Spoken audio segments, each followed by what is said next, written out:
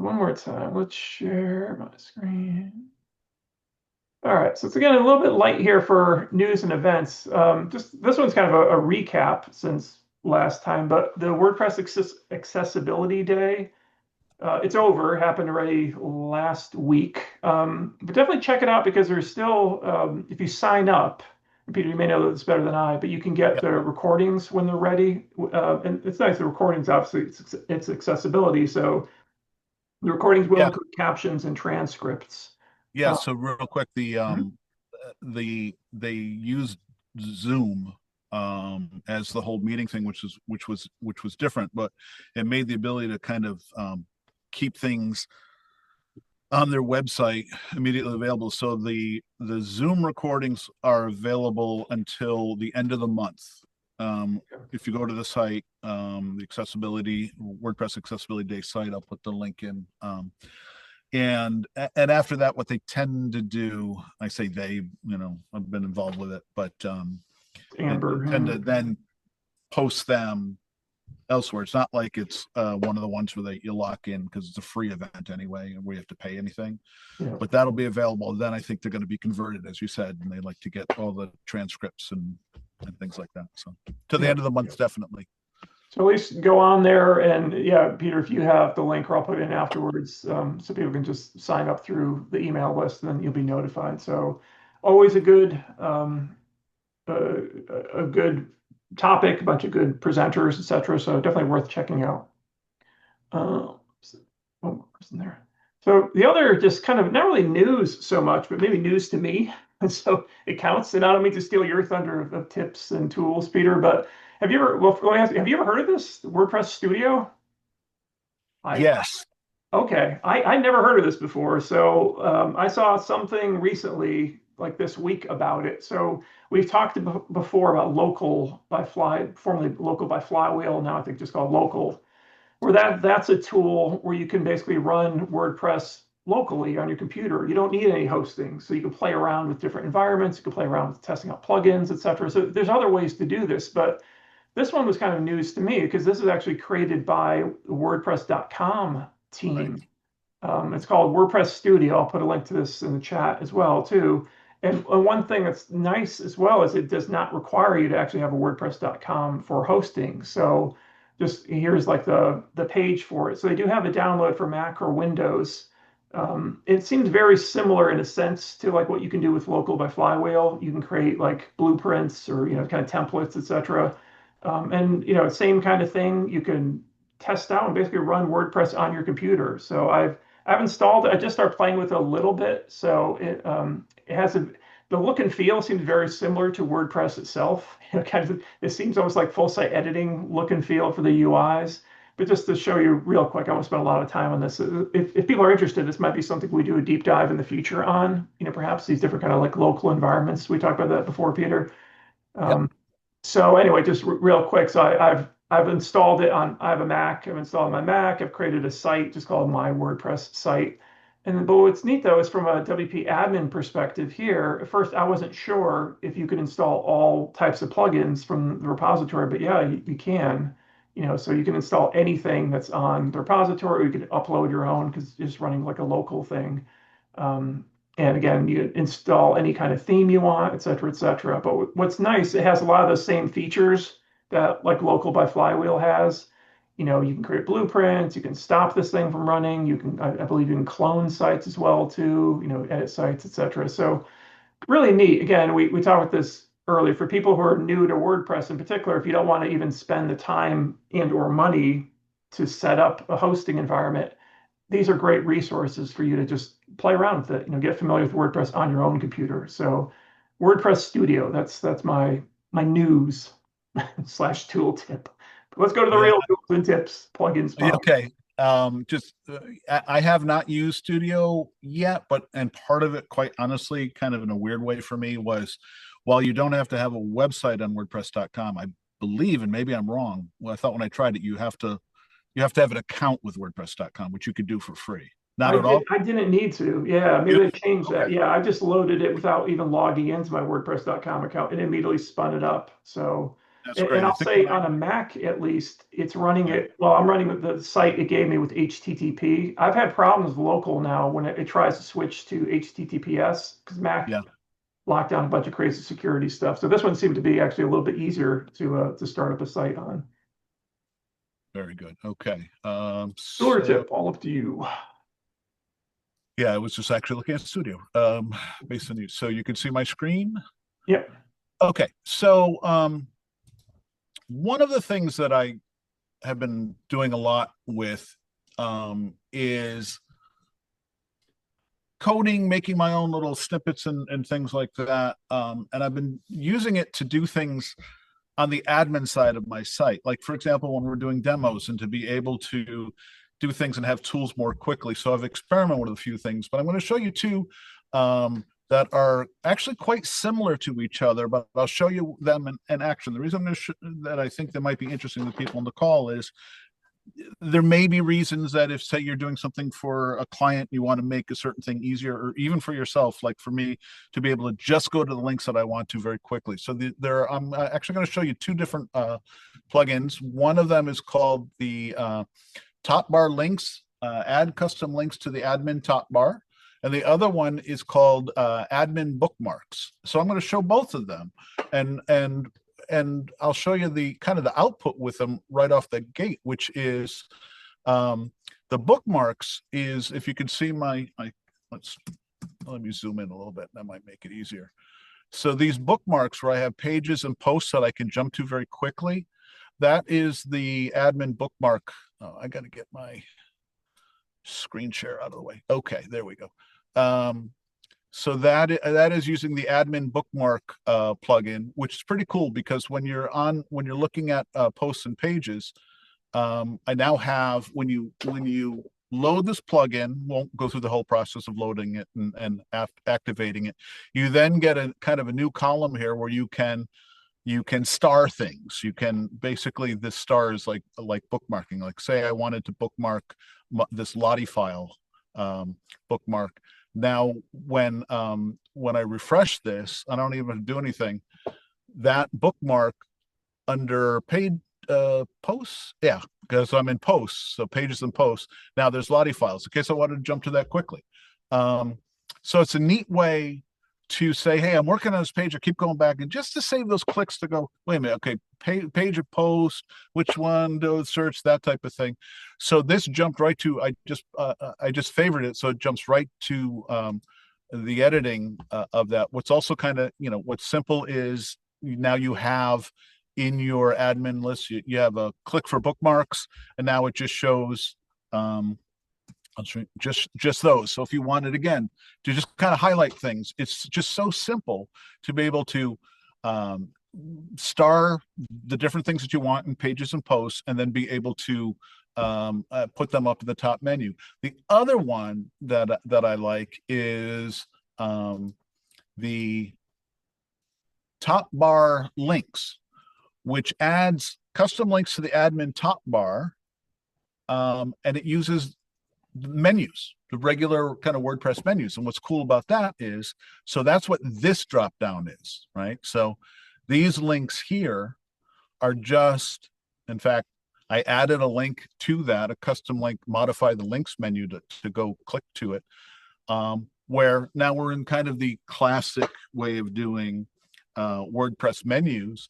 But this menu here is being used for the for these shortcuts that appear on the bar. Now by default, this one only appears on the back end. And there's a little code snippet to make it appear in the front and back end. But again, this might be something like you've set up a site and you just want to make certain links really easy to get to, putting it in that top ad. Like I never use the add to and things like that, but there are plenty of times when I just want to go to a page. And again, say I'm in this particular case, I've got that code snippet. There's my sites, and I go, oh, this is an AI generated thing. I created a gradient generator. If I put that link right there, I could just jump right to it. So it's just a way of creating a menu that you put in your admin bar, with anything you want. So again, if you look, if I go right here, I'm on the front end, it jumped to the back end. There's pages, posts, and custom links. And custom links could be anything, could be WordPress.org. In this, in the modify link menu, um, the it's just the full link to when you go to, like, you know, if I wanted to have um, say plugins in there, I go to installed plugins and then leave this, grab that link at the top, come back here. I can add a custom URL. I'll call it plugins. I'm just adding that add it to the menu. Now, you know, wherever I want it to show, and show it at the bottom. It works just like regular menus. Save that. And now there it is. It's just dropped in. And again, because I have a little code snippet, that is, in case you're wondering where the code snippet is, should you decide to do this, if you go under, and this is another thing, another kind of bonus tip is, when you look at a plugin, a lot of times, if you got a question, if you click on the support link, you can find information, and that's where somebody had asked, "Hey, I want to show it on the front page." This was a user that asked for it, and the developer responded. Oh, I got a slow connection tonight, but responded with, "Use this code snippet wherever you might use a snippet." So this simple snippet right here also shows that set of that menu on the front end. But anyway, in terms of, there's a lot of opportunities to make that admin area of your WordPress site work better for you so that you can get to things more quickly. And I thought these were two kind of neat little things to do that. I was going to say, not even for you, but if you, let's say you're handing this off to like a client site, maybe those links are to things like, I don't know, like I said, resources that they may use, or documentation or things like that, right? So like kind of useful pieces for the client too. Even some of the image stuff we'll talk about today, putting those into like a link that they don't have to jump around and find them. That's, yeah, it's a good tool for that. And here's you know, I'm just going to change the menu name to resources and documentation. That's all you have to do. And now in the menu, that is the title of this menu. The little star and M dash I just put in as you know, cut and paste text there to make it stand out a little bit more. I could probably make a little code snippet, just some CSS if I wanted to put it on a color and a color background or something to make it stand out. So, but it's, again, a neat way to just say, there's certain things I go to from the front end to the back end. I just want to save myself whatever number of steps and clicks to get to. I really like stuff like this. Very neat. Awesome. Thanks, Peter. Cool tool as always. All right, let's jump into, so tonight's topic, like I said, is kind of alluded to. It's kind of an update to something we did a while ago. Looking back at this, 4 years ago. This might have been one of the first ones that we recorded. I don't think it was. I think we probably recorded ones before this. Yeah, it's 2021. I think we were recording in 2020. But so we're going to look at a little bit through some of this old information, but definitely looking at this in terms of updates for 2025, because a lot has changed both in WordPress and the world of images, you know, in the past 4 years. So think of this as kind of revisiting some core best practices, which still, you know, haven't changed that much. But then we really wanted to cover this with, you know, new tools, tips, etc. So I'm not going to go. So these slides are things we'll refer to a bit. I'll kind of set up the intro with these, but definitely not dive deep into them. And like I said, I believe the actual slide deck, if you're interested, is on our Facebook page. I'll double check that someplace. If not, maybe we can put it onto the Hartford WP. I'll link it in our current site. So I'll skip over our normal intros, but, you know, again, it's kind of just really level setting, you know, so why are images so important to your website? Like we said, you know, pictures worth 1,000 words, you know, people have short attention spans, even shorter now, let's say 4 years later. And again, relevant images can complement your text, and it really allows you to personalize your website. No, personalize, we'll touch upon that a little bit later too. But, you know, so the way that we divide this topic, and I'll jump around here because these are kind of my notes now, is, you know, Peter and I said, well, how do we tackle this? Let's talk about the before you upload, you know, so kind of the before things. You can do this outside your website. You know, this is the whole, where do I find my images? How do I edit them? That whole piece. And then we'll talk about WordPress itself. So now that you have images, kind of how do they interact with WordPress? So again, this is going to be a bit informal. Peter and I are going to jump back and forth a little bit. So again, Peter, jump in where you like, but I'll kind of start with the just kind of the basic things. Some of these are still obviously very true about, where to find images. And I hear this all the time from these clients I work with. They're like, oh, I found it on the internet. I found it on this page. Can I use it? No. Did you take it? Do you own the copyright? No, you just can't copy things. But it really bears repeating because obviously, for copyright reasons, et cetera, you don't want to just copy things off the internet. So having said that, where do you find good images? And really it's finding good, high quality, copyright-free images. And when you're thinking about that, it really depends on the context of your site, but pictures of people are always better than just some generic, fuzzy image of something. I say puppies because we're kittens. We'll be showing some cat pictures later. Things that really draw people in, draw their attention, are always a good way to keep somebody's focus on your page. So we'll cover some of these free and paid services in a second, but just kind of wrapping with that as well too is beyond those stock images too.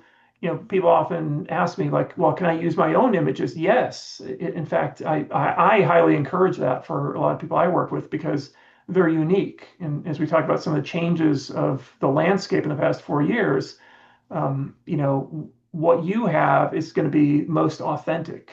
But again, it's about if you're not a professional photographer, I mean, you may have a great iPhone or great, camera phone, but you still want to make sure your pictures look professional. So again, we'll talk about how you can make that happen.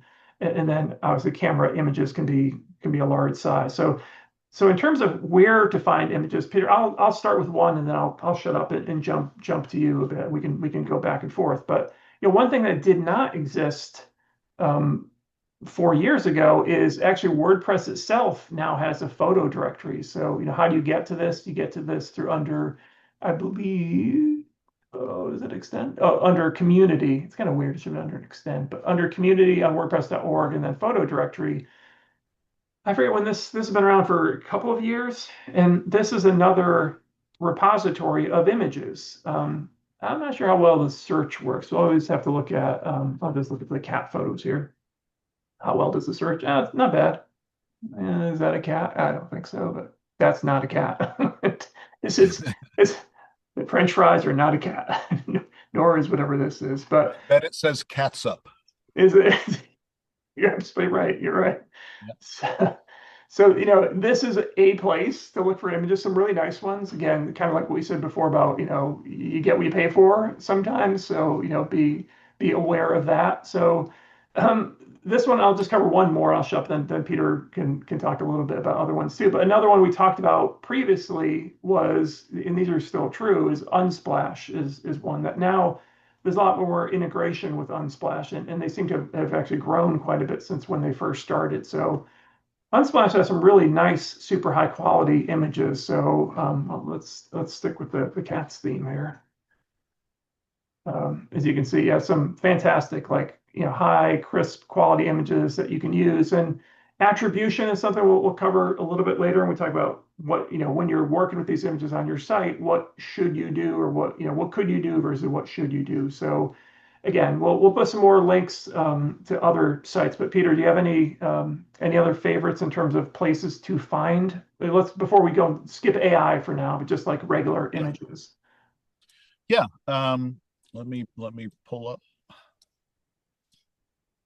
And then I'll show a couple other things too of integrating things. So on the screen here, as I was looking at my notes, it was coincidental to this. There's a YouTube channel that's really good called Brett and Tech, and this guy does a lot of great videos about free software, free software that is used for image editing, free websites for image editing, not just that, but like, replacing your paid software with, how to do something in Windows, whatever it might be. So just coincidentally, he posted a recent video on places to get free images updated for 2025. And, so the ones to keep in mind would be, so he included, actually what I'll do is I'll go right to the video without actually playing it. If you're needing stock photos for any product, um, because this is where he didn't have the links here, but oh yeah, right there. Yeah. So Pixabay is a favorite. So if you look at Pixabay, it is stunning royalty-free images and stock images. You just have to be with any of these sites. There's a couple things to be wary of. One is when they intermix paid images with free images. For example, very often you'll go in there and the first, images you're struck with might be from iStock Photo, which are paid. And so you have to really just be very careful of what you're actually looking at. So that's the first thing. Then you have to make sure that you're aware of what licensing they have and whether and in the Creative Commons if it's completely free or not. So Pixabay is one. I'll put the link to the Brett and Tech, but the other one that is now shows the free images. The one Ray that you showed, that's completely free.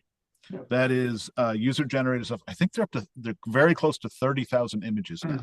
That's how many that they've added. But also a project related into WordPress, because it is part of it's a WordPress product, is Openverse, which used to be the Creative Commons site. And that's another thing where, again, we'll look for cats, because Ray and I both have and like cats. Oops, I clicked too far. But there you go. There's some images, but there's also audio files, and then the filtering where you can say, okay, I want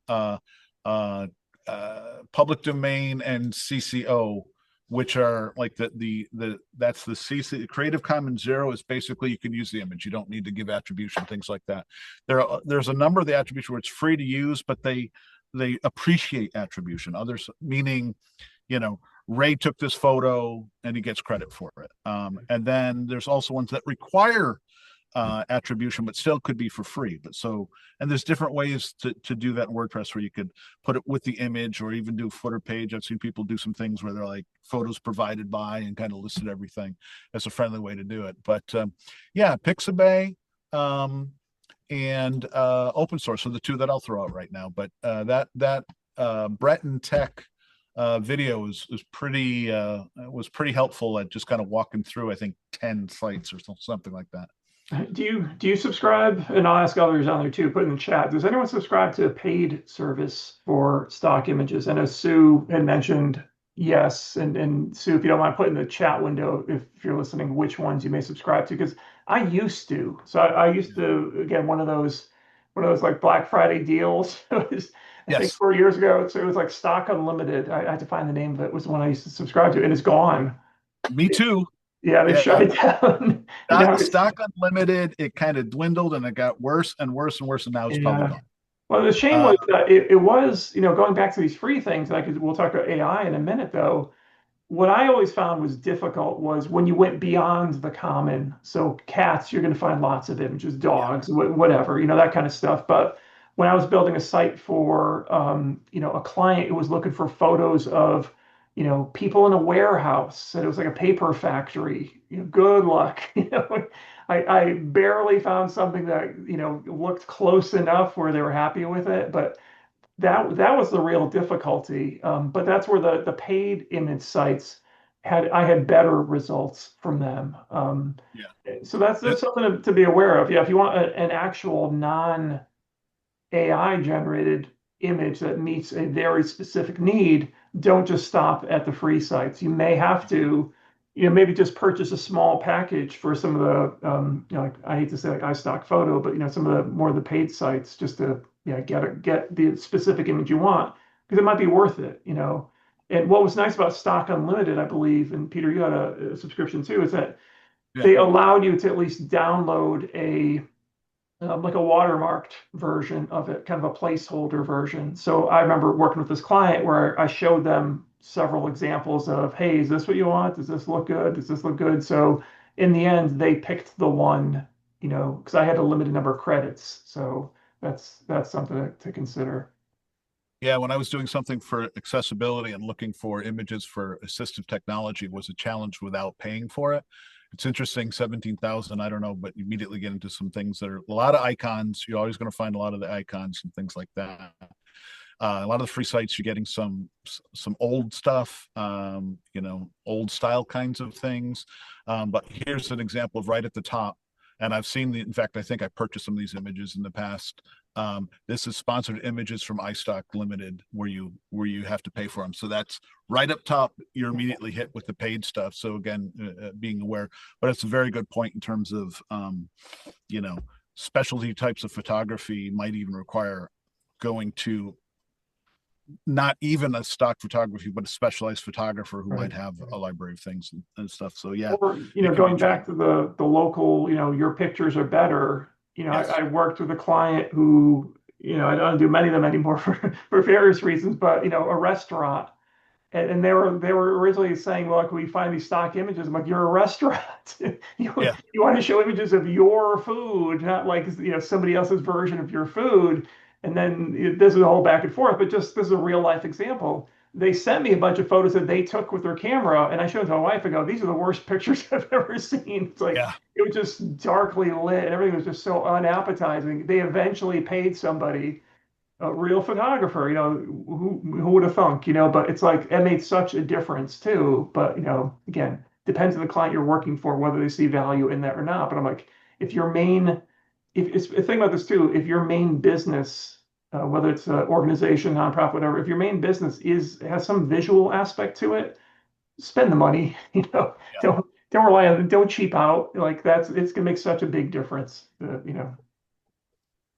Um, so the other one, I don't know if you want to show it, Peter, I can show it too. I think we both have the same thing on there from that list is, one thing that's changed since we last spoke is that plugin, the Insta Images. I'll admit I have not used it. I just played around with it as I was doing research for here. So was this one you had showed previously, Peter? It looked Yeah, a while ago. In fact, I'm wondering if I loaded it here.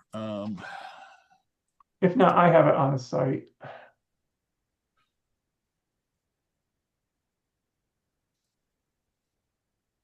I guess I didn't load. I must have loaded on a test site. You want to Well, grab it if you've got it? yeah, let me grab the screen. I'll show it to you real quick.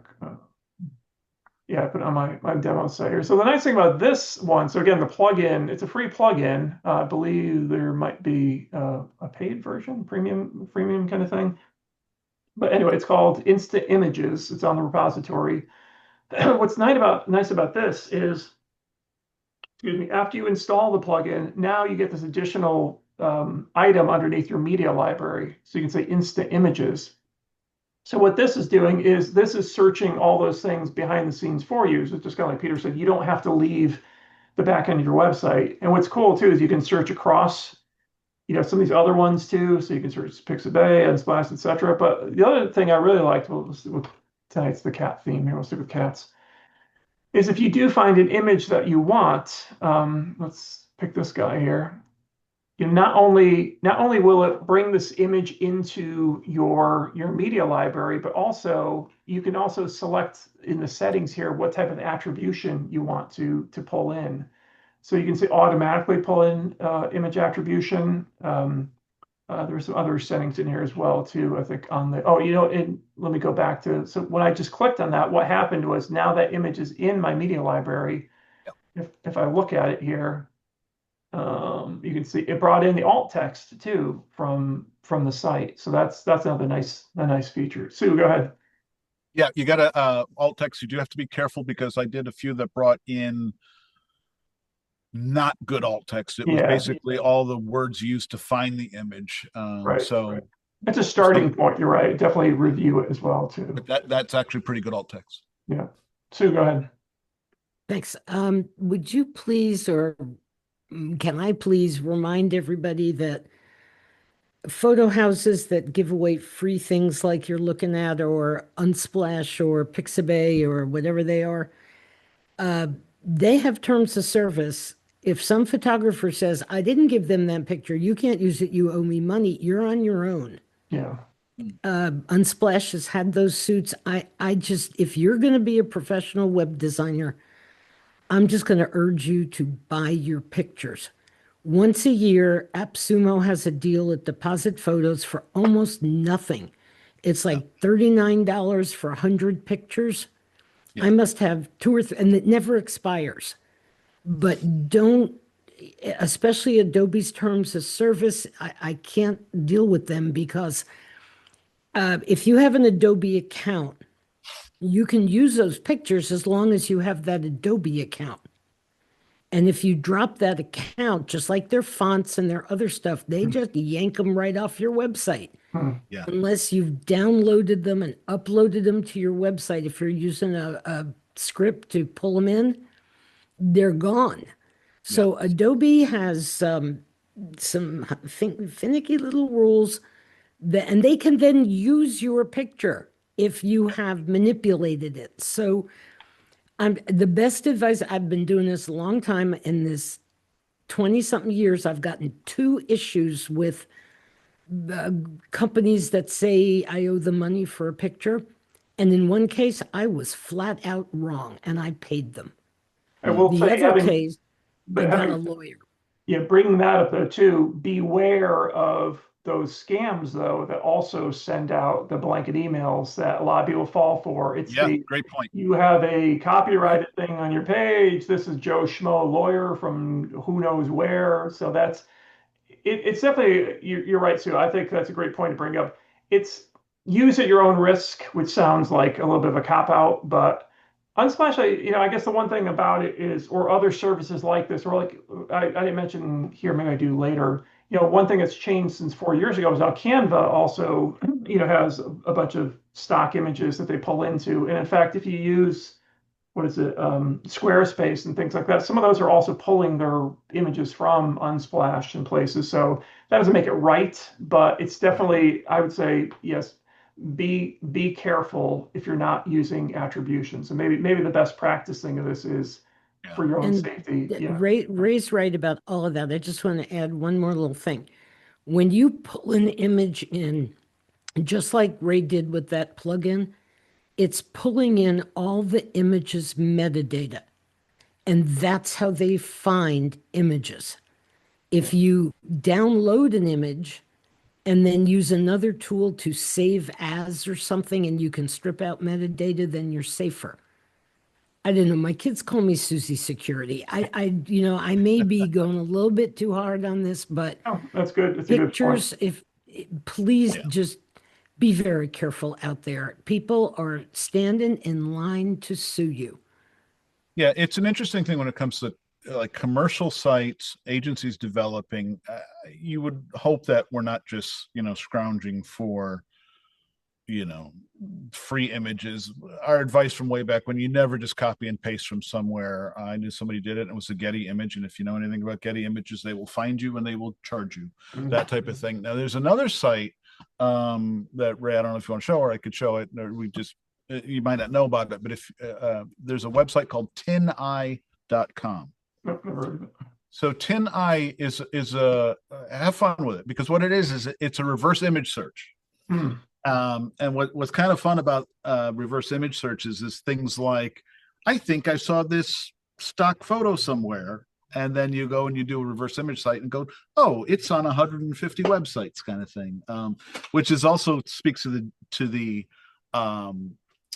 authenticity of some things. I've done it with people's social media images of their face, and you look and go, and that's not, I knew it wasn't them, and it was like, oh, here's where it came from, and things like that. So it is meant to be a way of searching for all the uses of a site, and sometimes you can find its origin. But at least on a reverse image search, it kind of gives you an idea of how much that image is out there. But yeah, getting back to the commercial versus, with bloggers and stuff, and on the free sites, especially with the WordPress photos, where it's clearly everybody is, that's full thing. If you're a blogger and you're talking about a baking recipe, and somebody posted a photo with flour and eggs and things like that, that's a great use for some of these images. But on the commercial side, again, you want to be careful. But I think more importantly, in terms of the authenticity, working with somebody who is in the recruiting business, and he was using, like so many do, stock photography, and we're getting away from that because, one, I can't stand it, and two, it's like, none of these are the real people. These aren't your clients. This isn't you. I've seen websites presented as we do this and it's showing all these people. It's like, these are not the people who work for that company, which more and more we're aware of, and saying you're intentionally being not authentic in a lot of ways. Which is a great segue into something that also did not exist 4 years ago, and that is AI. Yeah. So I don't know where we want to jump into this, but let me just show a silly example just to warm up Peter, because Peter's our AI expert here. But things that have changed. There's a lot of different AI tools out there, but I just want to show a quick example of, again, why is AI so attractive now? First off, the tools have gotten better. So the generative AI tools, I will say, just in the past year or 2 years have exponentially gotten better. In terms of what I mean by that, in terms of quality, in terms of understanding your prompts, you don't need to be a complete prompt engineer ninja like you used to, and you can have this interactive conversation now to change things and all that. So the tools have improved a lot. I will still say the quality varies on free versus paid accounts, as Peter will probably attest to, having some access to the better tools than some of us do. So you get what you pay for. Once again, I still think that they suffer from the whole thing we talked about, inauthenticity and all that. Like, people are getting better at recognizing what's real and what's fake. So I'm going to show just a real silly example to kind of kick off the discussion. So I did a prompt. I won't show you the prompt because it was simple, but I said I used Gemini, and then I also used Canva. So that was what I mentioned that 4 years ago when we first did this, Canva did not have AI built into it, like most tools didn't. So Canva has an AI generative tool into it as well. So here's my kitten on a surfboard. This was my prompt. So I'll just show you kind of here's what Gemini created. It's good. Again, this looks better than 4 years ago, but doesn't it? Maybe it's just me, but this looks AI. Like, how many people? It's AI. Maybe it's we're jaded about it. Like, yeah, that's something about it. The lighting, something doesn't look right. Again, I'm Ray, sure. excuse me, did you specify anything about that cat or just say, No, give me a cat? no, kitten Okay. on the surfboard. Yeah, kitten on the Okay. surfboard. That's it. What was funny though is, and I'll show you. Here's the one that came up from Canva. And it's a little bit smaller, so it's a little bit harder to see because I made it on smaller portrait. It might not look so great when it's blown up, but this actually looked more realistic. I was like, oh, that looks like a kitten. That looks like more like a real kitten to me sitting on a surfboard. Well, what was funny about Canva is I think the first one for Gemini said orange kitten on a surfboard. When I did it for Canva said, oh, this the terms of service or something. This is dangerous. I'm like, but what's dangerous about it? Orange kitten? I removed the word orange, and they said, okay, I'll create it for you. So there's still that kind of nonsense. So anyway, I think the AI thing, and I'll show up in a second with this. It's a new tool in your toolbox, but there's a lot of caveats to it. And again, I think we're running into this world now where we're seeing a lot more of this, which, to be honest, 2 years ago, I would have said, this is fantastic. Oh my goodness. This would have shocked and amazed people. I think people are getting a little bit smarter about this kind of image now. These are the ones that kind of scare me, because these are getting closer and closer to the photorealistic. This to me is still not, there's something off with this picture. So anyway, that's my warm up for generative AI. But Peter, what else you got for the cat is not balancing? Yeah. It's true. Yeah, it's funny because there's been so many new things that have come out with the nano banana. Now, of course, all the video, it changes. You can't keep up. It changes literally, at least once a week, sometimes more often than that. The other thing that's interesting is with each one of these tools is what's the actual tool behind it, right? There's a lot of AI generating services out there that have a name, and then below that are the engine for it. Yeah, I fell behind for a whole month, and now I feel like I'm behind a year because of how fast this stuff goes. I was thrilled the day that I went to. There was a really interesting thing with. Let me go back to Chat GPT. This is Chat GPT. This was create a realistic image of a cat. It's a simple prompt of a cat on a broomstick flying in front of the moon. Now, one of the things that gets really interesting, as I didn't give it any make it 16:9. We'll talk about aspect ratios and things like that. But just with that one word realistic becomes more realistic by it. And one of the things that was one of the months ago, I did something, and I'm going to try to see if I'm going to do it live right now, is um, create an image of a wine glass filled to the rim with wine without giving anything else. And while this is generating, one of the other things that's kind of neat that will get you better images is using the AI tools to help you create the prompt that you will use to generate the image. So you basically go through an exercise where you're like, please create a detailed prompt for me to get the best image of a cat on a broom flying in front of the moon that's realistic, whatever. And then it'll go through the process. See, it didn't quite work. It's worked in the past. It used to be you could never get it filled to the glass of wine filled to the rim.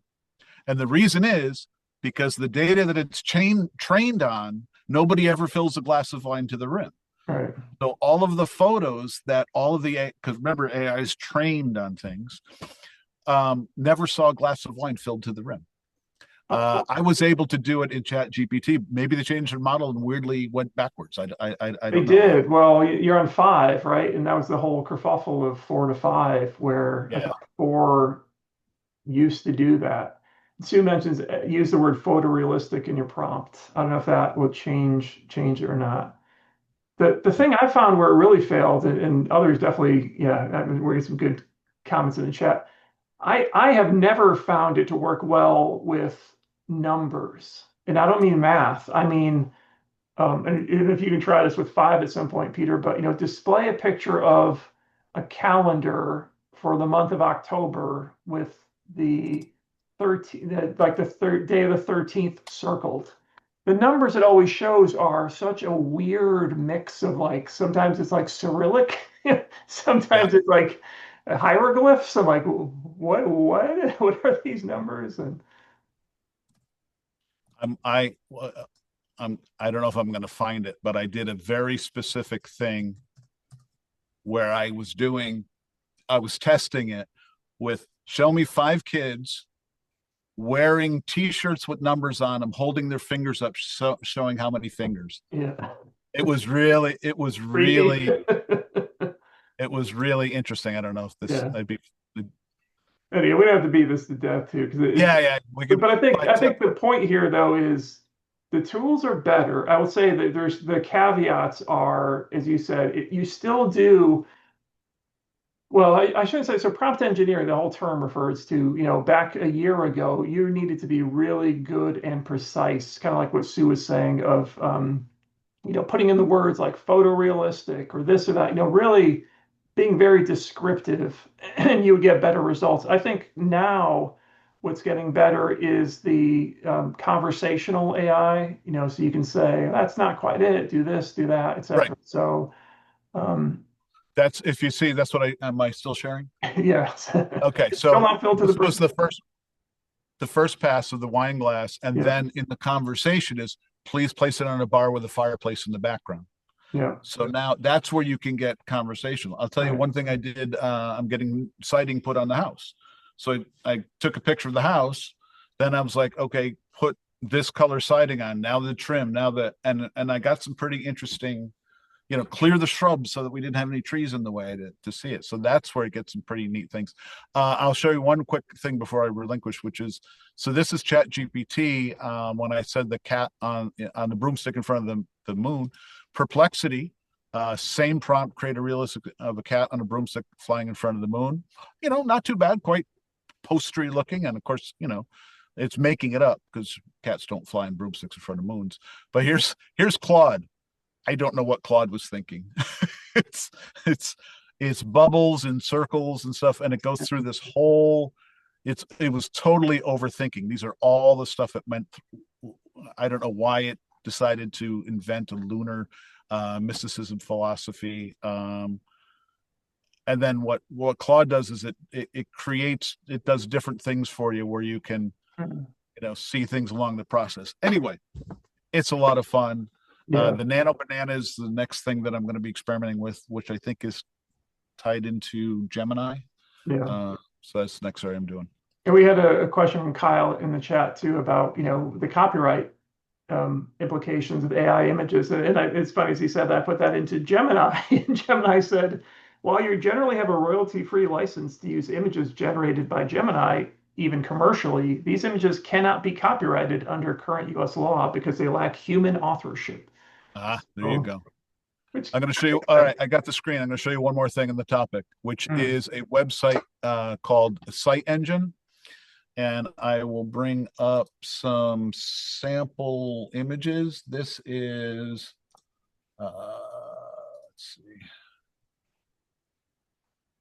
And one of the things I was practicing with, I have my Connecticut couple in the fall, Kate and Dan. Right, this is Kate and Dan.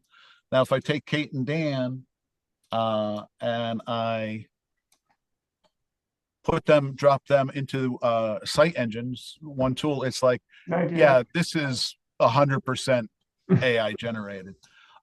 This is fun because I actually cut and paste. This is something that was AI generated. You create this AI generated, and it doesn't know what to do with it. Yeah. Isn't that funny? That one I created through Canva, and probably what's throwing it is the WordPress logo I threw on top of it. That might be, yeah. So I tend to, some of my goofy things for our WordPress meetups, I'll like start it in Canva, get a background image, and then throw something else on top of it. But yeah, that definitely was AI generated. So these tools are not, the recognizing tools are not perfect either. That's right. I'll say one last thing about the AI. Again, we can always cover this if people have more questions. Is it's also difficult a lot of times, like you probably saw, Peter, too, you don't get the same results twice. So if, let's say, you're like, boy, how did you create this thing? And if saw somebody else's prompt, you can run that exact same prompt through, and sometimes you don't get the same image. So that's another, it lacks repeatability quite often. Yeah. All right. I'm just gonna put the link in, and then whatever we're doing next. All right, so let me grab. All right, so that's, going back to, there's lots of sources. So that's kind of our first step of where do you find the images? Again, maybe in order of preference, it's kind of best practice, your own images, meaning ones that you took yourself.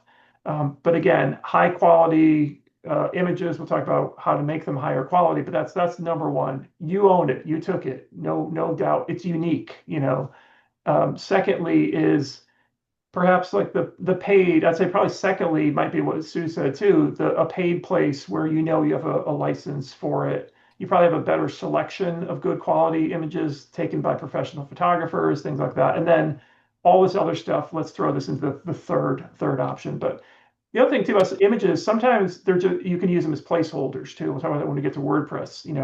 It helps a lot to have an image for people to react to versus nothing. So all right, so let's say you've got an image. Now, what can I do with it? How do I edit that image? So let me share my screen again. I don't know if we touched upon this last time. Maybe before we get into that, let's talk about do I want to talk about the image types here? Or no, let's stick with, sorry, let me find my outline here. So this is, okay, so how to edit, and we'll talk about file types.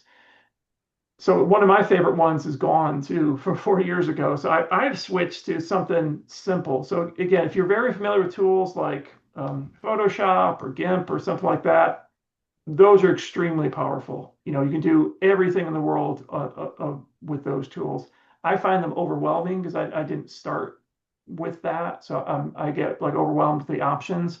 What I found for my purposes is, at least for me, I've switched over time, but this one, Be Funky, does what I need it to do, So if I want to, I'll just show you real quick. So let's say I'll take my kitten on a surfboard. This is the bigger guy. Let's say I want to start off by resizing him. So I'll click on this, it just gives me a blank canvas. I can drop my picture on here. So, what kind of things do you want to do? We'll talk about sizing a little bit later, but this gives me all the basics. So I can resize it here. I can say I want to make that 800 pixels. I can save it, to my computer as a JPEG, a PNG, et cetera, et cetera. I can do cropping, really, really simple drag and drop stuff. There's other ways to do this. Again, you can do this with iPhoto, things like that. To me, I've always found something like this really just simple. You open up a browser tab, open it up, once I'm done with this one, I can hit this little button here, reset, start fresh, drop another image on here, start messing around with it. It gives me the basics. Other tools if you're more familiar with Canva, same kind of thing too. Canva gives you more stuff. You can do backgrounds. You can do a lot more image manipulation. You can, size things using their templates and all that. But I'd say get familiar with a really not necessarily simple one. Get familiar with a photo editing tool that works best for you. I like this one, Be Funky, because it's like I said, it's quick, it's free. I mentioned that, and it does 90% of what I need it to do. Peter, how about yourself in terms of just like general photo editing? What do you use these days?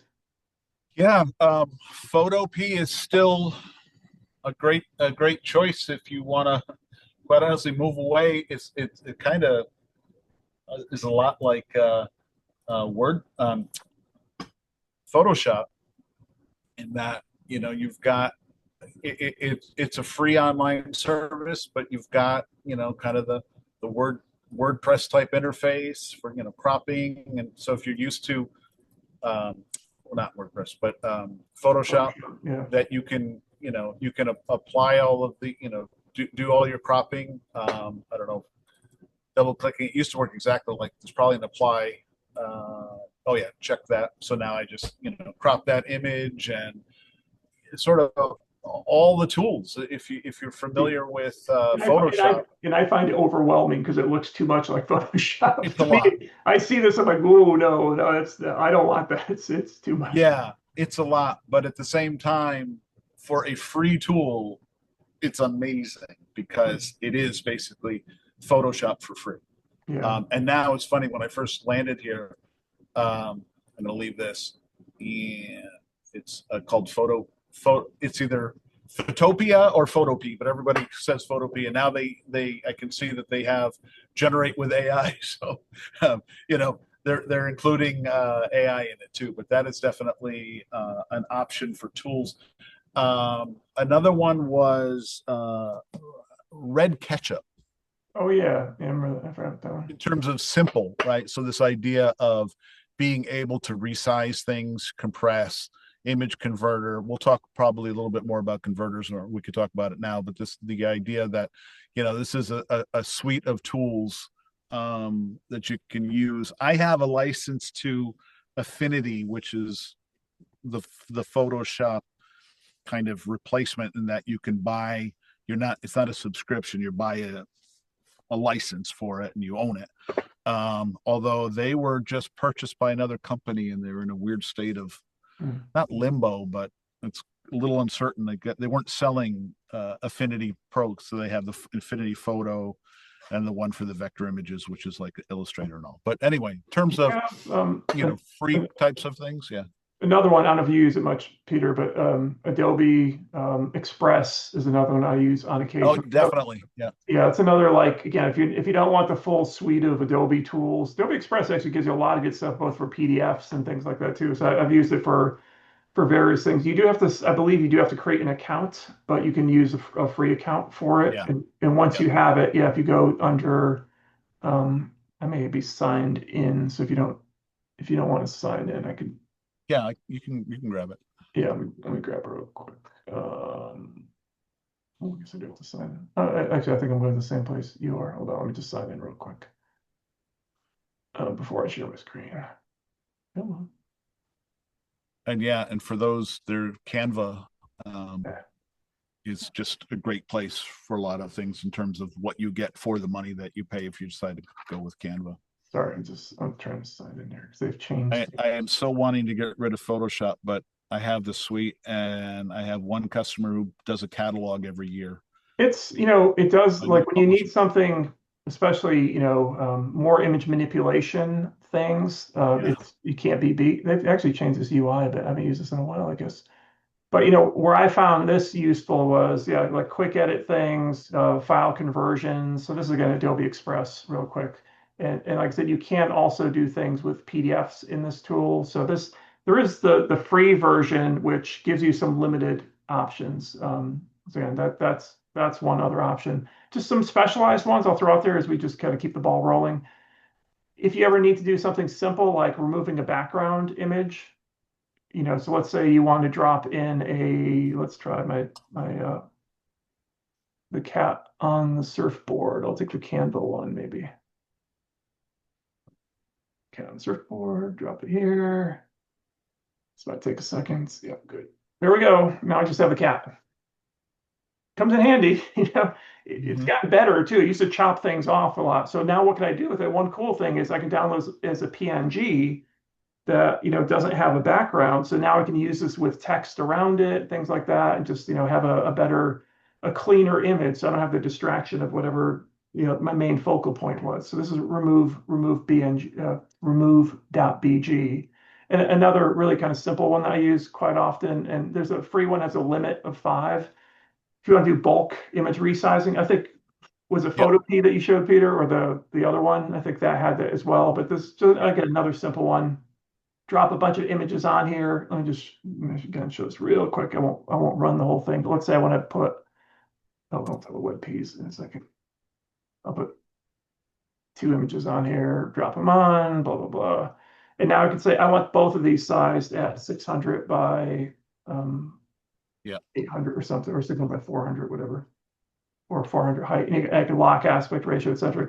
It'll resize them for you, and then you can just download them as a zip. I think the free version just lets you do 5 at a time, and you can export them. So image converter under the cloudconvert.com. So Cloud Convert has all kinds of conversion tools. Yeah. So that has like image converter. If you want to change formats, we'll get into the format conversation. But yeah, there's a lot more too. Yeah, this one does. I don't really use it for these other things compress. I just tend to use it just for that piece. So these are some quick free tools. Again, get what you pay for. If you need something more powerful, you probably are going to end up paying for it. We can share more afterwards if people are interested, but just to kind of keep the ball rolling because this is such a big topic. Let's jump into file types, because some things have changed here as well since we last talked. So give me 1 second. I'm going to go back to our old slide deck because I think we have it here. And I won't go into all of these. I think you had created these, Peter. These are still good, so I won't. Yeah, and I can give you kind of the updated stuff on that too. Yeah. So anyway, probably people are most familiar with JPEGs, PNGs, and GIFs. Take your pick. But what did you say? Did you say GIF? It's GIF. It's GIF. I know. Yes, I will not accept GIF by anybody. I'm sorry. Thank you. That's the one hill I will.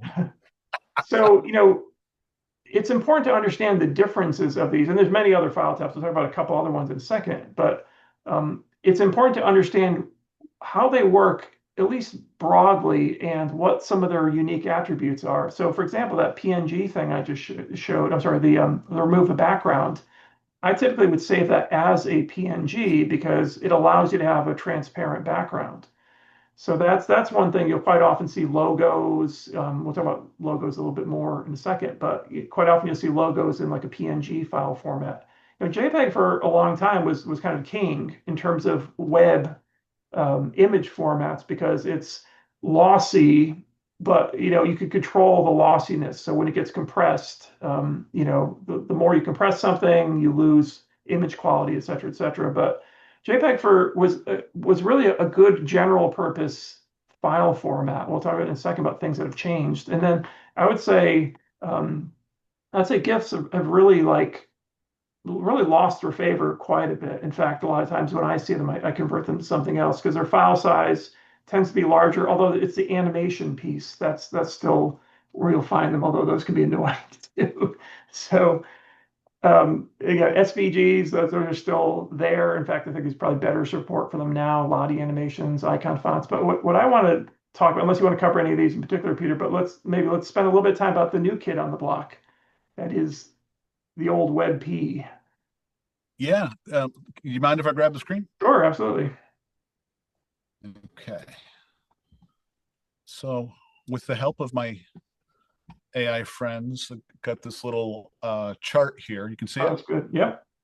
Yeah. So I was looking at, kind of going through the conversation in terms of when and how and the pros and cons of using them. So, in terms of, so lossless and lossy has to do with how much, when you have compression, and how much of the image resolution that do you lose. And I'll share this link so people can come back to it. So, kind of the pros and cons of things. But as we move down, so the ping file, no loss of detail, large images, you can use transparency for the background, so best for flat art and icons. But if you do a photo and a PNG file, gigantic file. GIF, yeah, it's the simple animation, small, not really used on websites all that much. WebP, tremendous compression while maintaining quality, so that's really nice. It is now being, I think it is pretty much all browsers. Let's see, cons, WebP needs modern browser servers, but and I don't have the link to it. There's a site that shows what works in each of the browsers. It's pretty much universal.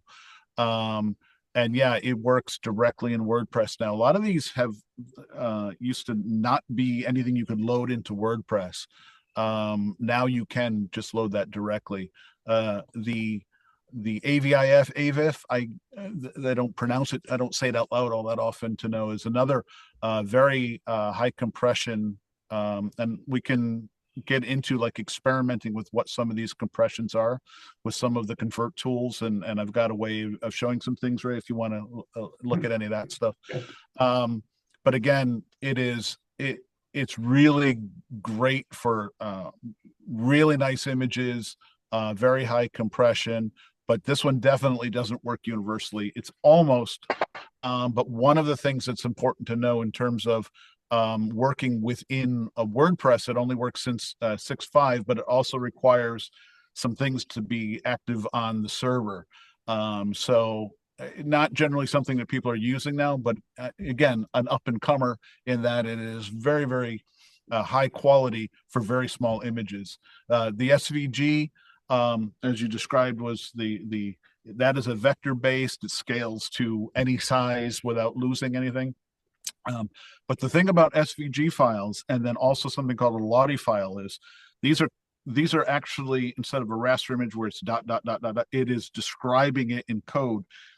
So SVG files are code, so you typically need some tool to upload it to WordPress to clean that code to make sure there's not anything malicious in there.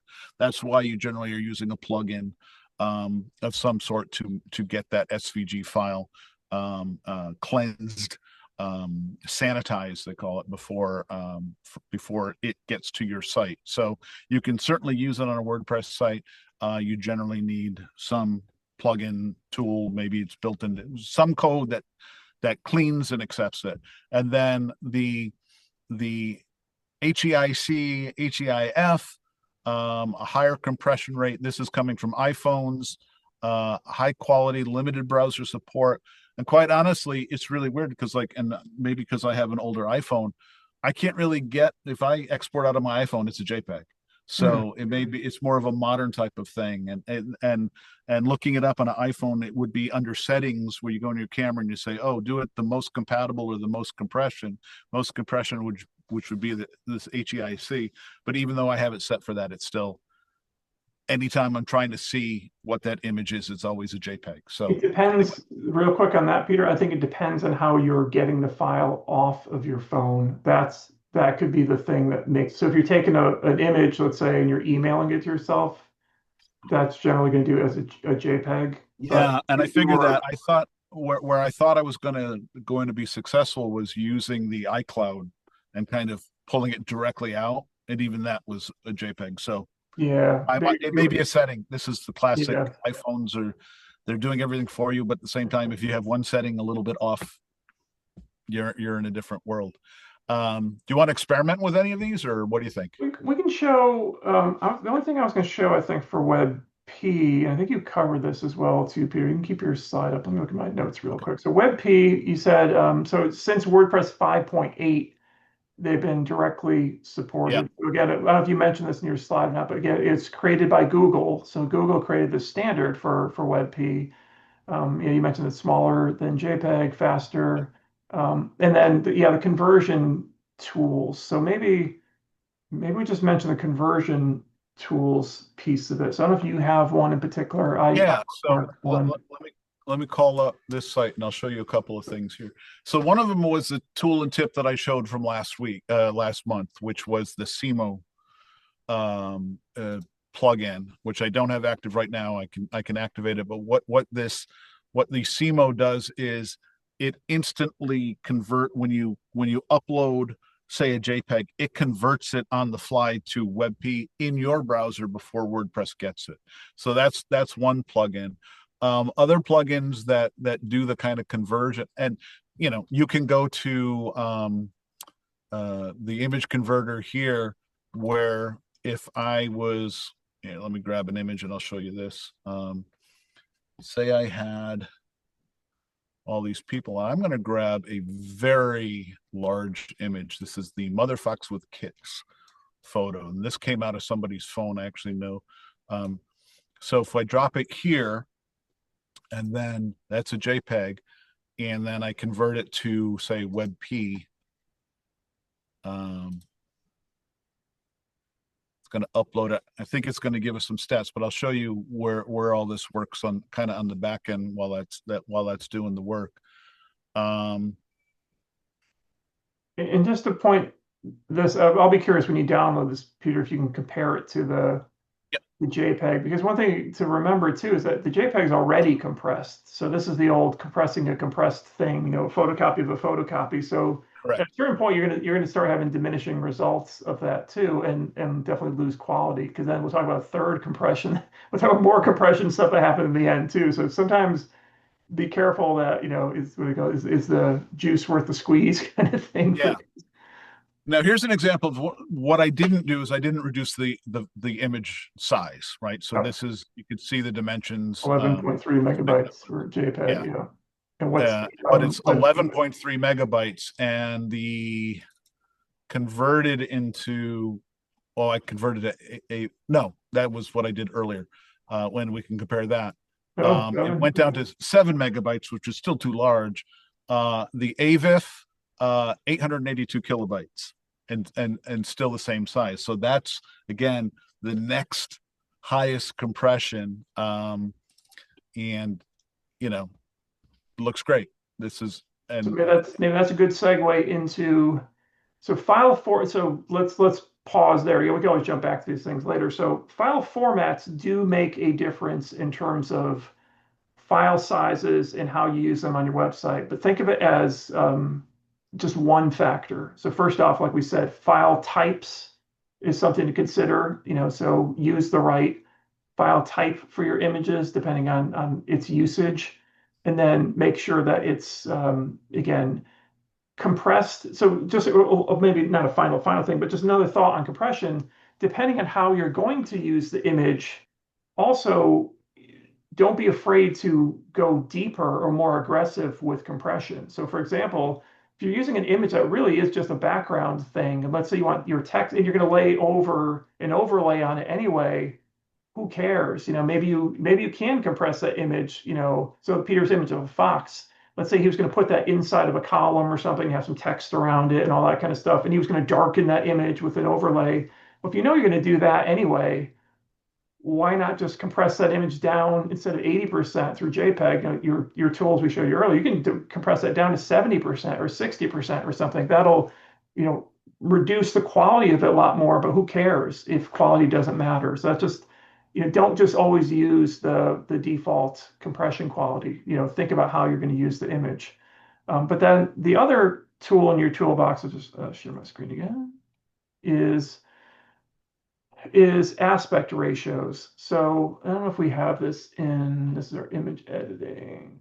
Sorry, I'm jumping around here a little bit. I want to see what we have no, we haven't gotten to that point yet. All right, so aspect ratio. So for example, depending on where, and I'll put the link to this, there's other rules of thumb like this, but think about where you're going to use this image. So is it going to be on a website? Is it going to be the hero image? I don't know if this site's so goofy.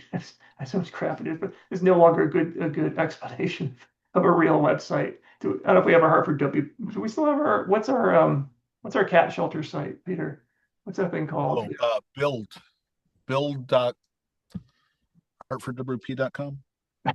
It's no, it's not. It's a WP Animal Shelter or something. Is it build? Yeah, build.hartfordwp.com, I believe. Oh, okay, build. Yep. Sorry. You got it? All right, I'll Yeah, paste there we it. go. Okay. Whew.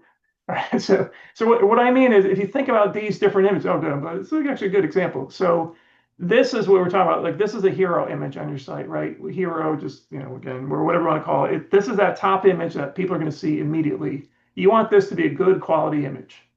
No ifs, ands, or buts, unless, like I said, unless this is going to be a big background behind it and it's shaded and things like that. So but you also want to look at the size of this one. In this particular case, this might be a PNG, but imagine this is going to be a large sized landscape image.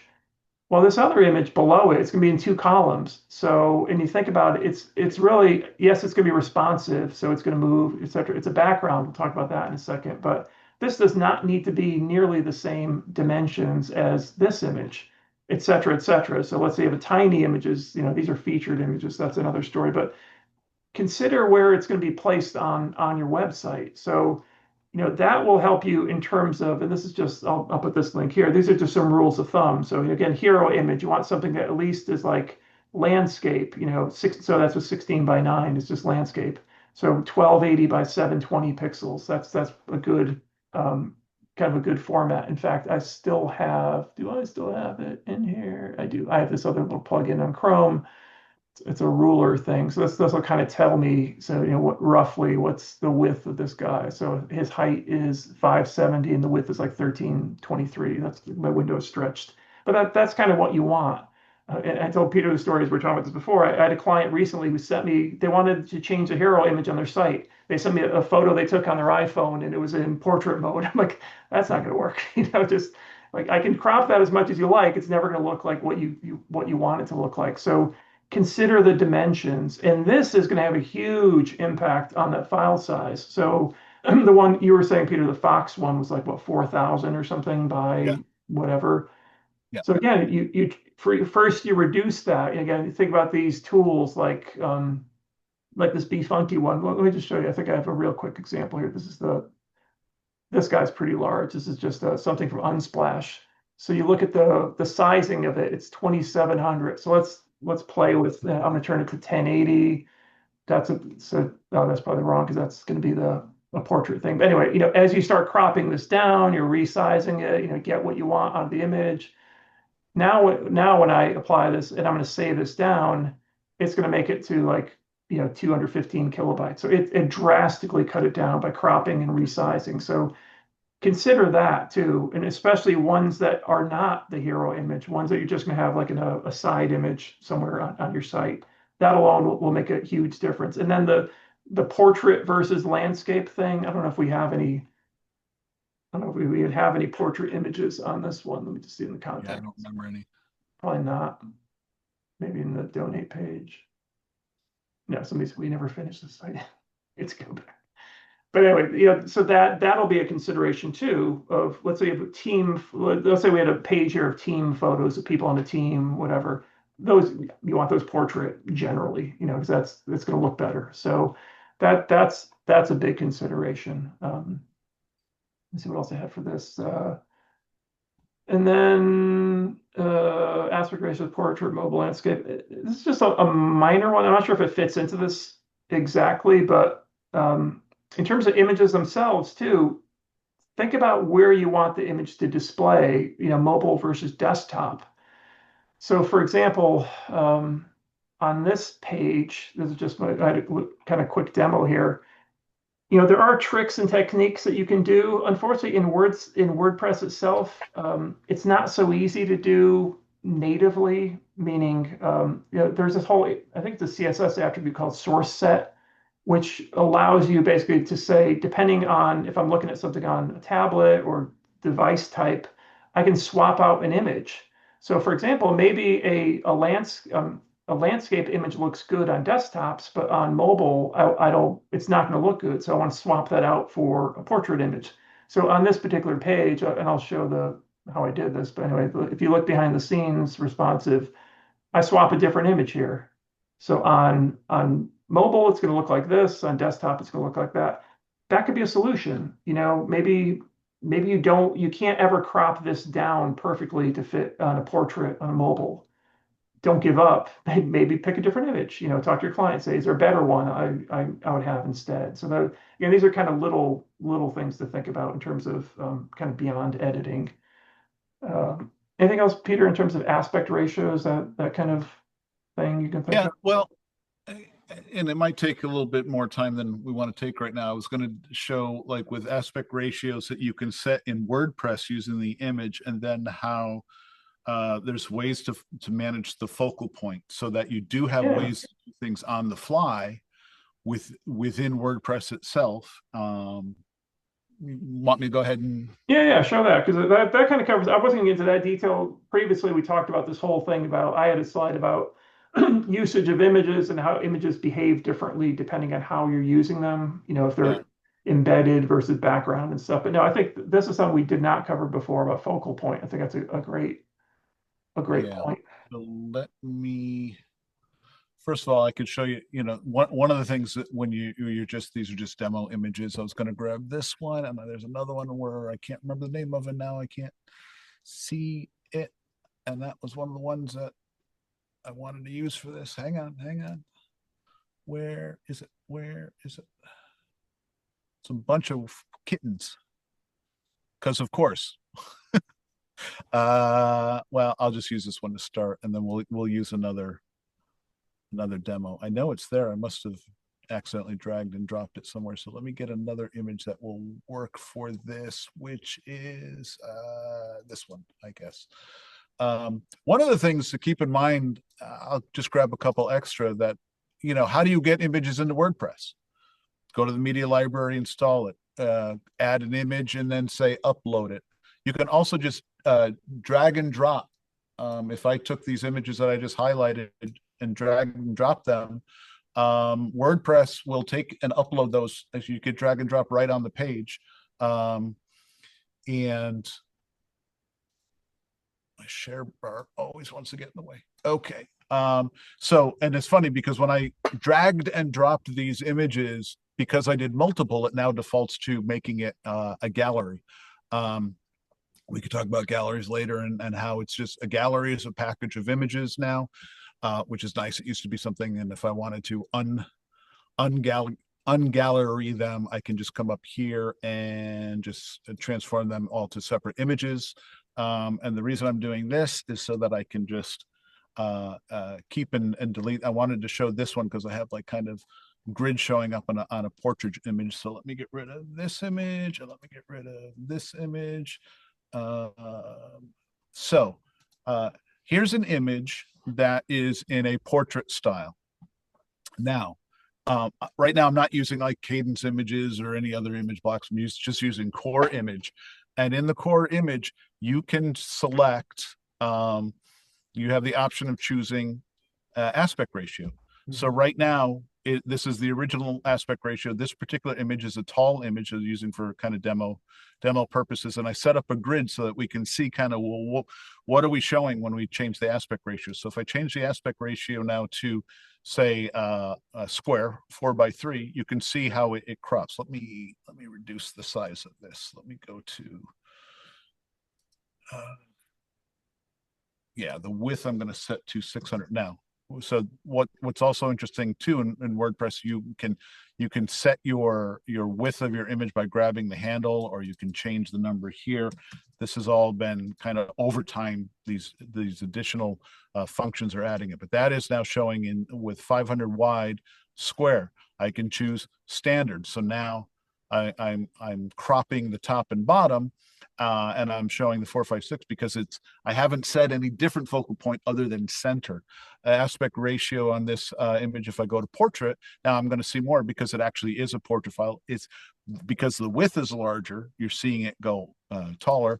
If I were to go into the full thing, I should basically see, actually, it's not even the full image because now I'm cropping the sides. By the way, there is a way of controlling whether you are filling the box fully in cover, or if you want to say contain, which means I want to see the whole image, but like say I made it square, now it's going to say, okay, your area is square, but top to bottom, now everything fits. So you can see here's a portrait image put into a square. Well, now you've got margins on the left and right and so on. So it gets, but if I turn it into cover, now it's filling that full square and it's cropping or not showing top and bottom because of the aspect ratio. If I were to set this to wide angle, you could say, oh, on wide, I'm only seeing the middle. So now let me save this. I'm not sure if this is going to work on the fly or if I have to re-add it. And So if I could, one thing to clarify, I know you said cropping, but in this case, you're actually not cropping the original image. It's correct. resizing on the fly, but behind the scenes, for example, if you right click on that image, whenever you're done with your thing, Peter, and open it, in a new tab, you're going to see the regular sized image there. Correct. That's just something to consider. Like we were not going to talk a lot about performance tonight, but just reducing a big fat image, a heavy image that we showed before, let's say the 4 MB thing, say, oh, I'm just going to say, give me 50% of it. Guess what? It's still downloading, the giant image, just you're on the fly resizing it to look like it's 50%. Now, there are things like, again, cadence blocks. There are, when you have their advanced image, where some of the cover blocks, you can set a focal point, and I could show that. But for just general WordPress images, I don't believe it's in native yet. And correct me if I'm wrong while I look up. So I do have a plugin called Media Focus Point, which I think is really good for this particular challenge, which is if I now come, I'm now looking at it in the front end, I'm going to edit the page here. And Sue, I see you have a question raised, so if you want to. Yeah, if I don't know if I could do it here. So let me go to the media library and I'll show you where this is. What this plugin does is if you go to the media library, which is a whole nother topic we may or may not be able to get into. Now I got the Ocean V grid there's actually, and one thing we haven't touched, Ray, in terms of free editors, in WordPress, you can edit the image and then you can go through cropping, right? You can crop it and then, you could do that. I'm not going to do that right now, but you can actually crop the image in Word if that's all you need to do. Now, again, you're using the image tools that are in Core that do things like, I found that in some of the compression, it actually made some of the images large, like the smaller images were actually larger than the original image, which was, I found really interesting. But what I'll do with this one is, while editing with this particular plug-in, where is it?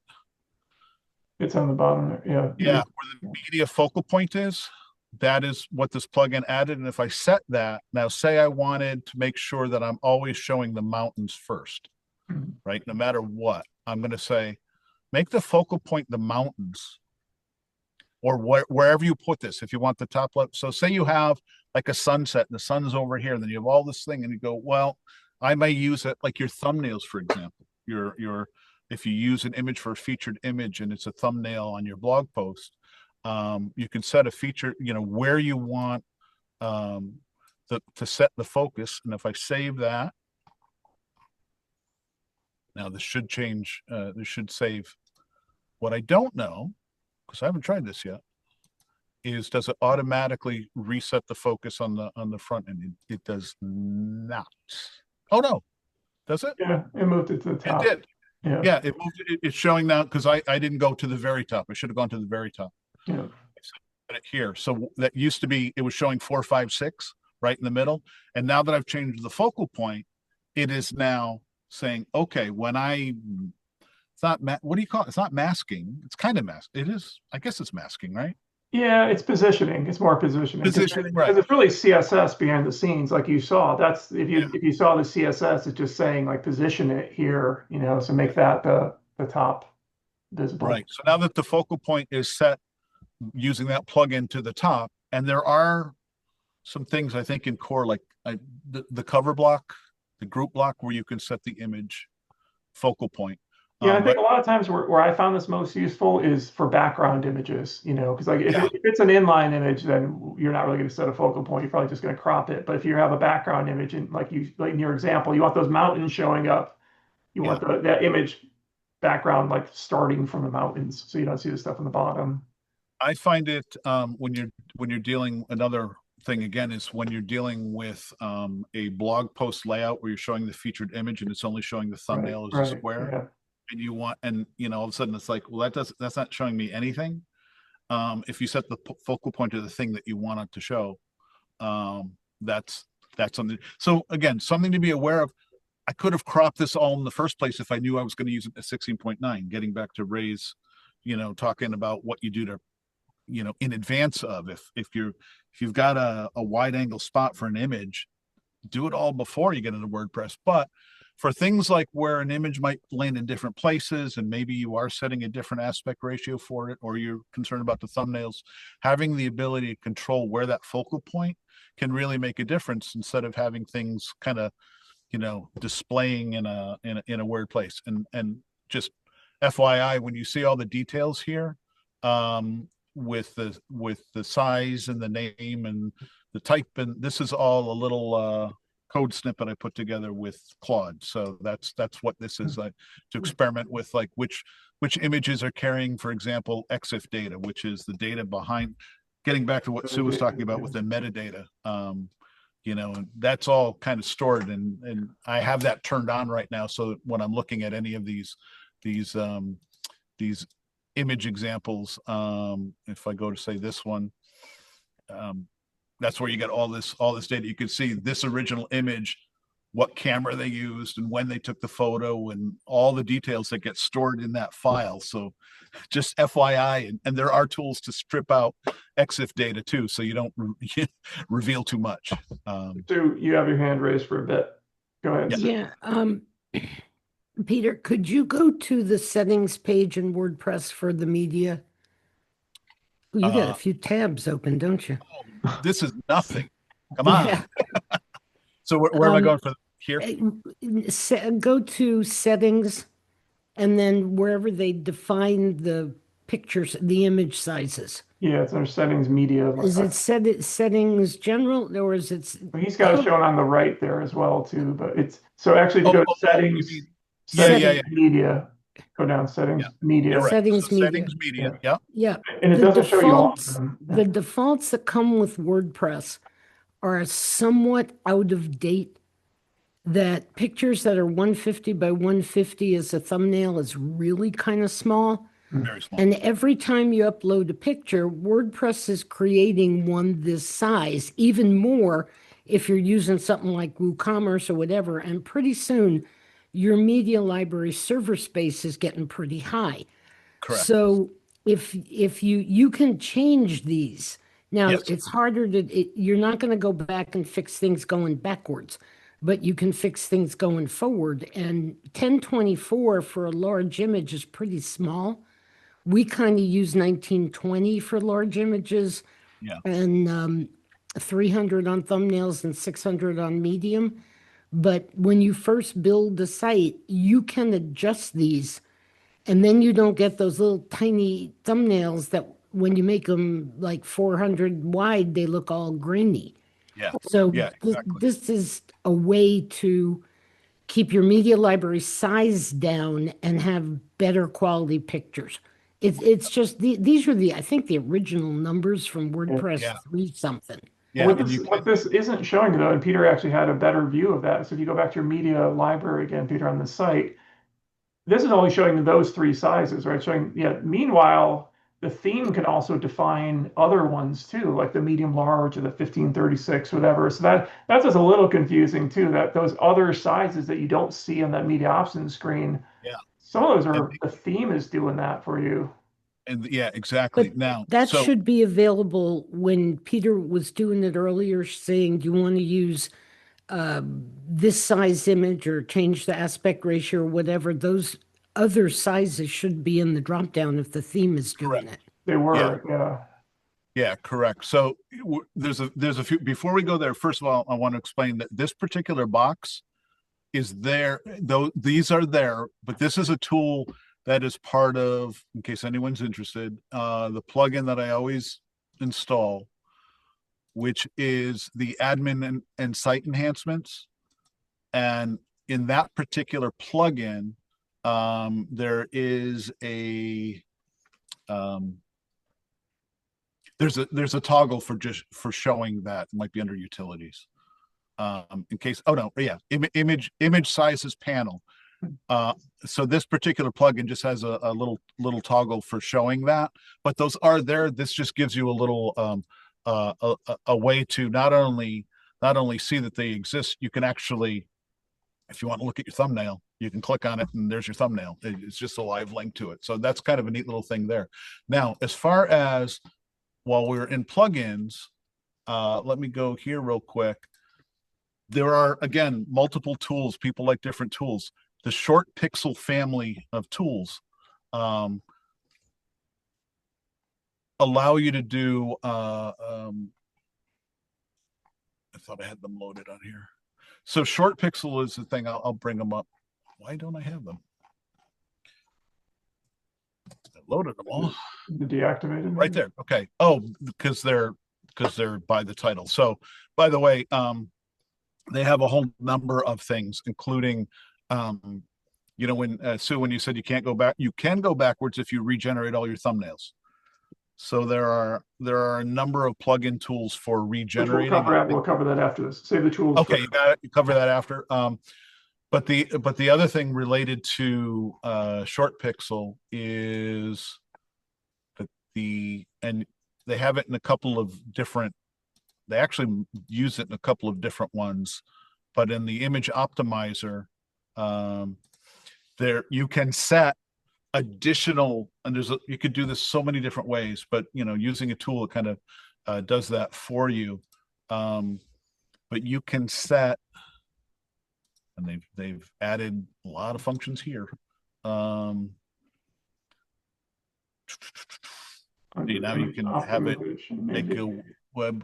Yeah, where do they put it here? I think there, yeah. Yeah, because there is some of the remove EXIF, smart crop. Yeah, resize. Yeah, you could set your maximum size, and then there are tools to actually set multiple size. Maybe again, you have a particular size that you want to resize all your images to. And there are tools to do that, so that that list of images could be actually, and by the way, if you load WooCommerce, you're automatically going to get even more images. You know, this list can get real long, and that could do, as Sue described, now you have all of those images on your server, because when you upload an image, it says, okay, and I'm going to make a full one, I'm going to make a large one, I'm going to make it, and on down the line.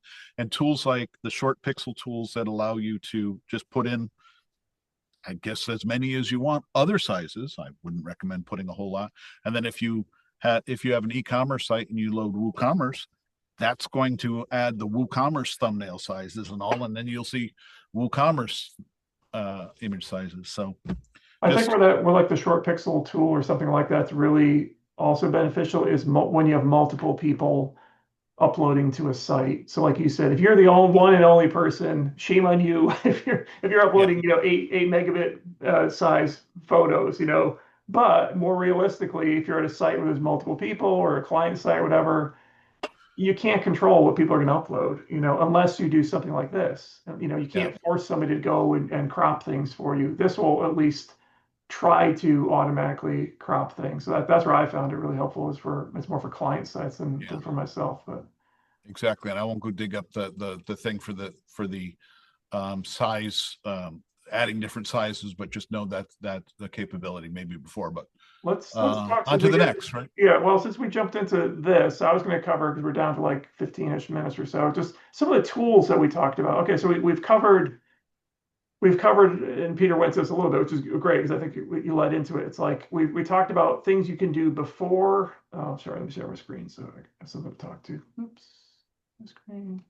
So we talked a bit about, you know, before you upload anything, stuff you can do, different file types, considerations, and then when you upload. So Peter touched on Short Pixel. There's another one called Smush.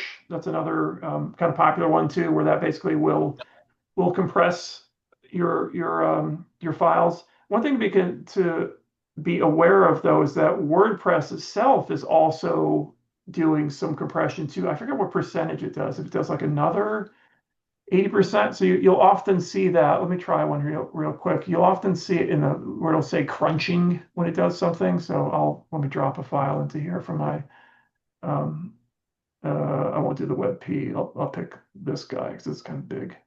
So when I drop it on here, it might have been on too quick on this, but normally you may see that as well. So or or if you're using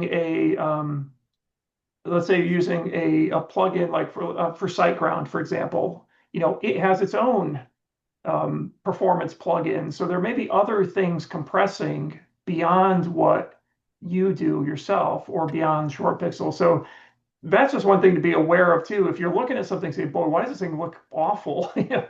I cropped it, it looked great. And now by the time I'm looking at my page, what the heck happened? Maybe it's multiple compressions are happening behind the scenes. But anyway, so that's just, I want to throw that out there because that can be confusing. I'm sorry, we talked about the file sizes. We talked about the media thing. We talked about the file manager, imported content, so displaying. I won't touch upon that too much. So I guess in terms of other managing media files, maybe this route is just going to jump into for the last little bit.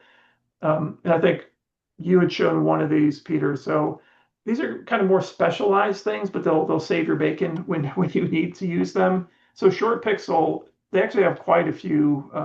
Let's see if I can show them on here. They Yeah. actually have quite a few good tools that are related to images. And Sue was asking about, are they free or not?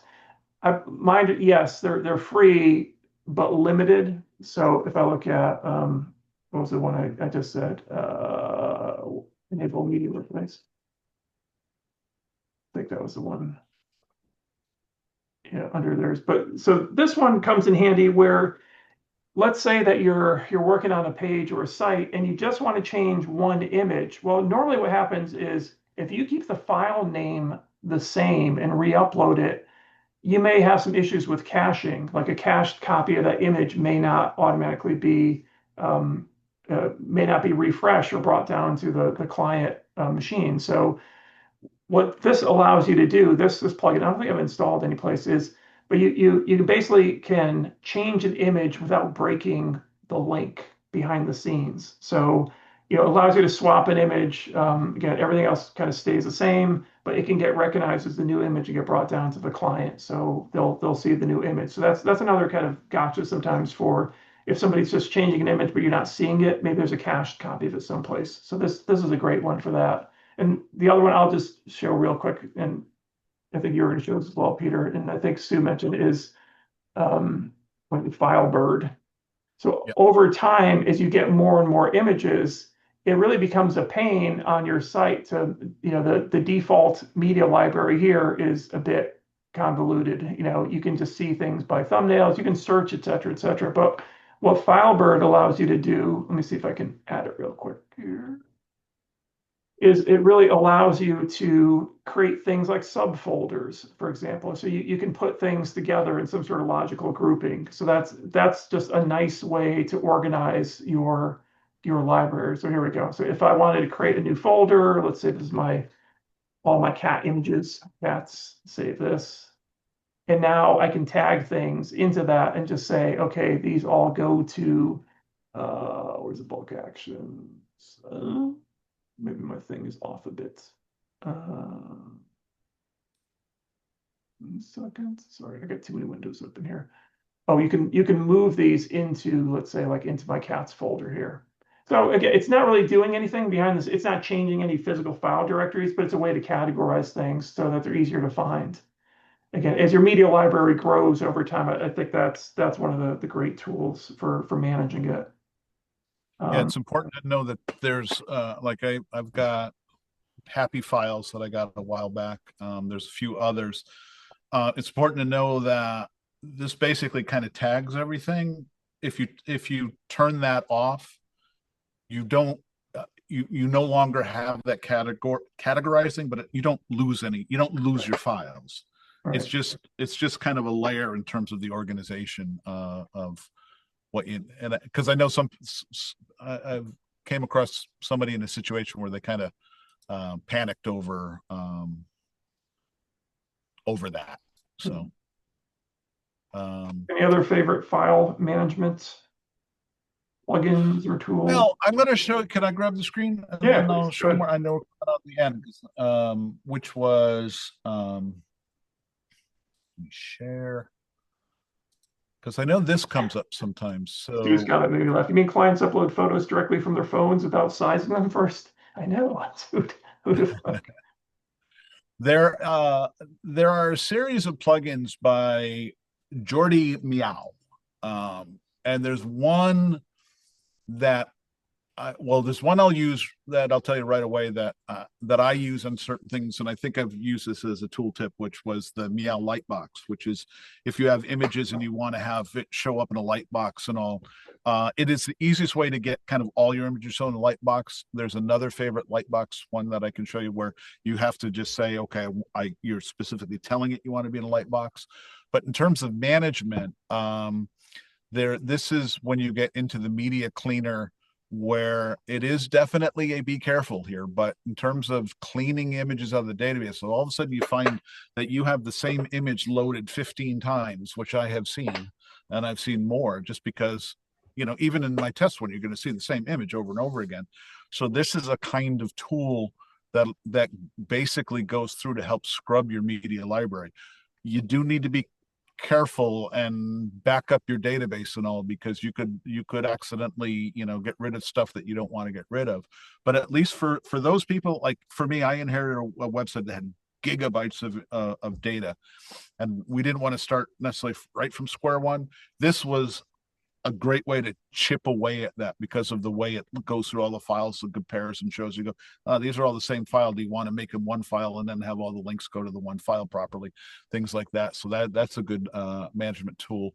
Also in this suite of services, he does have an AI engine that talks to all the things, and little things, gallery custom links. If you set up a gallery and you want to, say your gallery is made of logos or images from companies and you want it to actually go to another place, it's a way of putting links in, which I think you can now do in native, now that I'm saying it, renaming files and so on.